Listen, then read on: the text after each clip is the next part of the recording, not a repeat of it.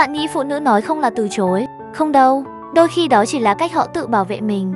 Cuốn sách Phụ nữ nói không chưa chắc là có không chỉ là tiêu đề gây tò mò, mà là lời giải mã sâu sắc về cảm xúc, tâm lý và những điều thầm kín trong thế giới nội tâm của phụ nữ.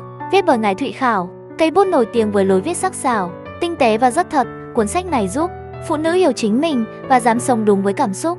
Đàn ông hiểu phụ nữ, không còn đọc sai tín hiệu. Cuốn sách lý giải vì sao phụ nữ thường che giấu cảm xúc thật, vì sao họ hay chọn im lặng, và tại sao một lời không lại có thể là tiếng gọi của sự tổn thương, giằng xé hoặc tình yêu dành cho người phụ nữ đang loay hoay giữa cảm xúc và lý trí, người đàn ông đang muốn hiểu người mình yêu, và bất kỳ ai muốn bước vào thế giới nội tâm sâu sắc của phái đẹp.